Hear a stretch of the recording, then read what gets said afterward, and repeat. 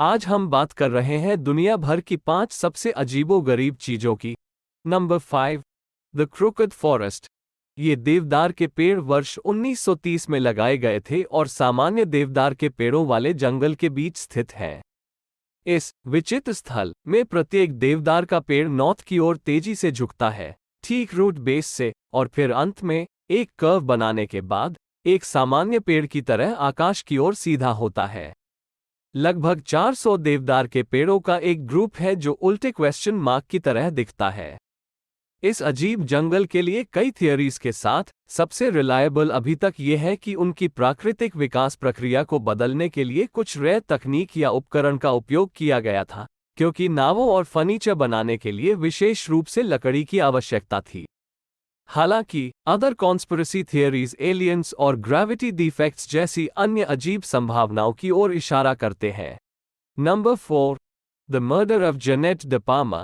जीनत day Palma 7 अगस्त 1972 की दोपहर को अपने दोस्त के घर जाने के लिए Springfield township, union county, new Jersey में अपने घर से चली गईं। लेकिन जब वो अपनी सहेली के यहाँ नहीं पहुंची और न ही घर वापस आई तो स्प्रिंगफील्ड पुलिस विभाग में रिपोर्ट दर्ज कराई गई। ये लगभग 6 सप्ताह बाद था जब एक कुत्ता अपने मालिक के लिए उसके फार्म के रिमेन्स लाया, देन उसके शरीर की खोज की गई। जबकि पुलिस ने विटनेसेस के अधिकांश दावों का खंडन किया है कि उसका शव एक ऐसे स्थान पर पाया गया था जो तंत्र मंत्र और शैतानी रिचुअल्स का प्लेस था। उसकी रहस्यमय मौत के बारे में कई अटकलें लगाई गई हैं। कुछ विटनेसेस ने यह भी दावा किया है कि उसका शरीर एक पेंटाग्राम और लकड़ी से बने कई क्रॉस से घिरा हुआ पाया गया था, जो कुछ सैक्रिफाइस रिचुअल का इंडिकेशन था। जिस चट्टान से उसका शव मिला था उसे स्थानीय लोग डेविल्स टीथ भी कहते हैं। Number 3, Harry Browner senior. कहा जाता है कि एक बुजुर्ग व्यक्ति हैरी ब्राउनर सीनियर, जो एनकोरेज, अलास्का में अपने अस्पताल के बिस्तर पर लेटा हुआ था, को एक बेबी वेल द्वारा समुद्र के पार ले जाने का एक अजीब इंसिडेंट हुआ था। ऐसा कहा जाता है कि वो उसे 1000 किलोमीटर उत्तर में बैरो, अब उतकियाविक, उस स्थान पर ले गया जहां उसका परिवार रहता था। वहां उसने देखा इनुपियाट शिकारियों के एक समूह ने बेबी वेल की मां को मार डाला। जैसे ही वो इस समाधि जैसी अवस्था से अचानक जागा, उसने इस घटना के बारे में जानकारी होने का दावा किया, जो सभी वेज में सच निकला। वो सटीक रूप से जानता था कि किस आदमी ने वेल को मारा और किसके मांस के तहखाने में मृत वेल राखी थी। अपने आप में सुपरनैचुरल इस एहसास ने अंततः वेल के बारे में एक डायलॉग और कानूनों के निर्माण के लिए नेतृत्व किया, जिसने मादा वेल के नए विकसित संतानों के शिकार पर प्रतिबंध लगा दिया। वैज्ञानिक ये पता लगाने की कोशिश कर रहे हैं कि उसने वेल के साथ कैसे कम्युनिकेट किया होगा, जैसा कि इन क्षेत्रों के कई अन्य लोग करते हैं।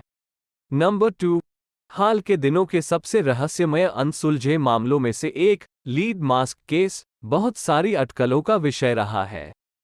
रियो डी जनरियो के भीतर एक कस्बे निटेरोई में मोरो डो विंटेम पर पतंग उड़ाते एक लड़के द्वारा अजीब तरह के शीशे के मुखौटे से ढके हुए 2 लोगों को मृत पाया गया।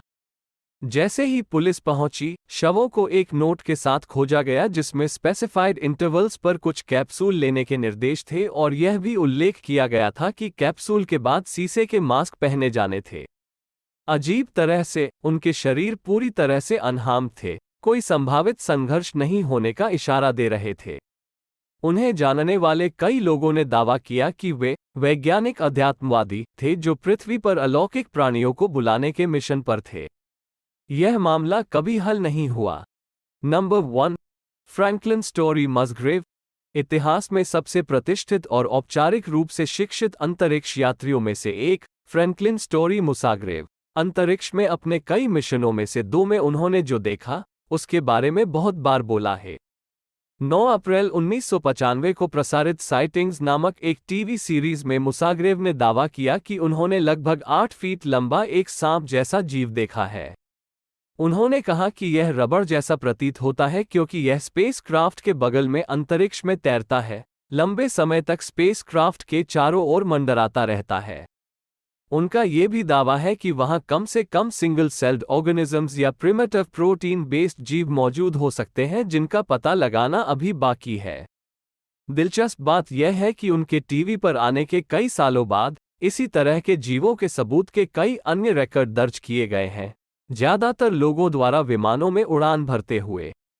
सांप जैसे दिखने वाले यूएफओ का ये रहस्य आज तक अनसुलझा है।